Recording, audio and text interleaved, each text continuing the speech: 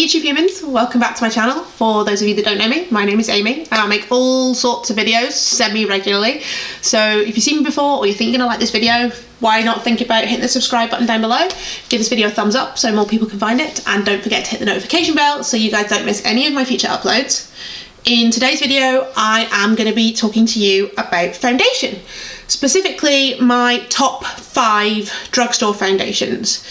I think most of these are under a tenner. One of them is just above, I think it's £12. But these can all be bought in Boots, some can be bought in Superdrug, not all of them, just anywhere really that you can buy most kind of high street branded makeup. These are products that I have loved for years and I think are absolutely fabulous and are real staples for me in my makeup bag, my makeup collection.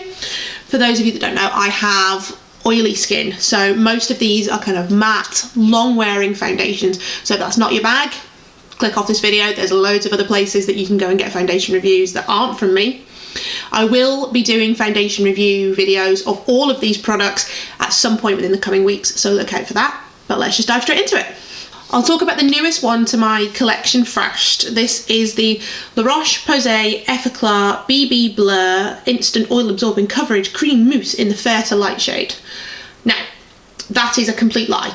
If this is their Fair to Light shade, then dear Lord, I know I'm not exactly dark, but I'm also, I'm not exactly the palest person in the world either. There are people that are a lot paler than me, and this is way too dark for me. This is a solid, give you a MAC reference, probably an NC30 if not an NC40. It's absolutely ridiculous that they try and claim that this is light to medium. So it's quite a thick mousse that blends really well into your hand. So that's that orange streak there on my hand. That's the lightest shade that they have. And it's, as it is with being a BB cream, it is quite sheer, it's quite moisturising, but because of that moussey texture, it stays matte on my skin forever. Absolutely ages. I don't need to powder with this, and this will last probably about 10 hours on me before I feel an oil slick mess. As well, it has SPF 20 in it, and the SPF in it is titanium dioxide, so it's a physical sun protectant. And broadly speaking, physical sunscreens are better for those with sensitive skin versus chemical sunscreens. So that is definitely a choice for me. I will normally wear this in summer, on holiday, where I'm looking for a bit of extra facial SPF protection, not bothered about coverage, but I want something that's going to last, that I'm not going to need to reapply. So this is absolutely great. I've been using this so much over the last summer, and it's, I think it was about £9. It's absolutely fabulous, an absolute staple for me. Sorry if the lighting's changed, my camera battery died. So the next foundation, these are in no particular order, but I mean, I couldn't rank these even if I wanted to.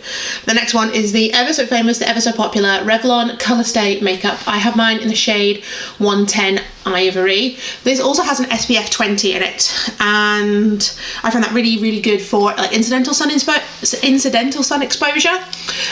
for like general day-to-day. This is one of the longest lasting foundations on my skin. The shade isn't quite right for me. It's a little bit too light and a little bit too pink, but it's quite a thick liquid, and it does kind of give you a solid medium, and you can build it up to be quite full coverage. Yeah, this is definitely too pink for me, but this lasts like nothing else. It's probably one of the more expensive ones from the drugstore, but because it's got a very similar finish to the Smashbox Studio Skin or MAC Face and Body, it's got that flexible film former technology in it. It just sets and lasts all day. It's a great one. And as well, it comes in 2 different formulations, the normal to dry or the normal to combination. So if you do have drier skin, there might be an option out there for you, but this is absolutely fabulous and a great price point as well, and a really great selection of shades actually as well. Then we will stick with kind of more mid-tier options. I have actually both formulas of the Maybelline Super Stays 24 Hour Long Wear Foundation. This is the newer formulation in the square bottle. This is the older one. These are both in the shade light beige. I'll swatch the new one for you, just because if I swatch the old one, that's going to be a bit pointless. This one is definitely more of a cream rather than a liquid texture. And with this one, it is definitely more full coverage than the other one. So if you compare that to the other side of my hand, so that one is the Revlon, this is the Maybelline. This one is insane in the coverage that it gives, and it really, really does last a very long time. I've never tested it for the full 24 hours, but it's one of the onwards and upwards of 10-hour foundations on me. So much hype around that when it launched. They reformulated it probably about 18 months to 2 years ago. They've increased the shade selection, which is great. Only thing I would say with Maybelline foundations, and actually drugstore foundations in general, is for the paler shade, they do tend to lean quite pink. However, light beige is a good kind of middle of the road neutral tone for most people. Great price point, really love the finish. It sets to quite a demi matte finish and will last absolutely ages, so I really, really rate that one.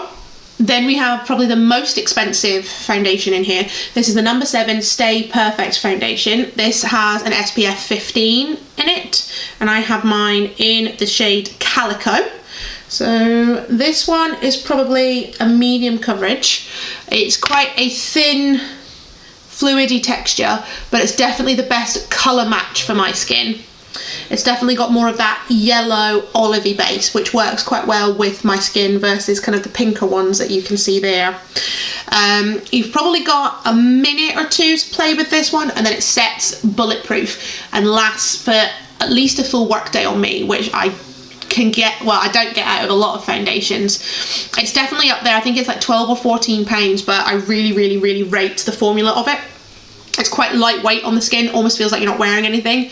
It's one of the few foundations that I would say applies better with a beauty blender versus a brush. I normally use a brush to apply my foundation, but this one, because of the more liquidy texture, I think it lends itself slightly better to a beauty blender. As well, with it being number 7, they've got a great range of shades to suit most skin tones, and you've got like matching concealers as well as with all the other products as well. Really, really great one. And then finally, for my drugstore foundations, we have the Rimmel Lasting Finish 25 Hour with Comfort Serum Foundation. Again, this has an SPF 20 in it, something really good for incidental sun exposure. I have the shade Ivory, which at the time that I bought it was the lightest shade. I don't think it is anymore. Similar to the Maybelline in texture, I would say it's quite a thick liquid verging on a cream.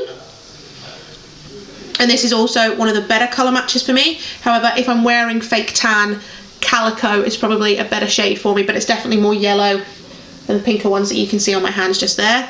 It says it's a full coverage foundation. I would say it's a medium personally. You can build it up to be quite full coverage, but it's not like insane, nothing showing through. But that used to be my everyday foundation. I've been through probably about 7 or 8 bottles of that. They have extended the shade range as they have with all the other foundations.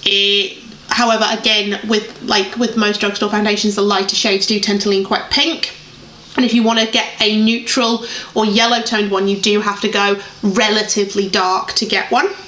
And the only other thing that I found with the Rimmel foundations is that it tends to oxidize quite a bit on my skin as well. So it does dry down darker and warmer than what you think it's going to. So I would definitely recommend swatching that or trying to get a tester or something of the like if you can. But it's probably got the nicest finish of any of these. It's the most skin-like because of the serum base of it, and it just lasts really well on my skin, doesn't highlight any dryness around my nose, and I think of all of the ones here, it's the cheapest. It's about £8 and you can nearly always get it on offer. So that's my top 5 drugstore foundations. If you guys have any ones that I haven't mentioned, leave them in a comment down below so I can spend even more of my money and try them out. I do have a lot more videos like this coming in the future, so if you've got any other future video suggestions, hit me up in the comments down below. And other than that, I'll see you guys next time. Bye.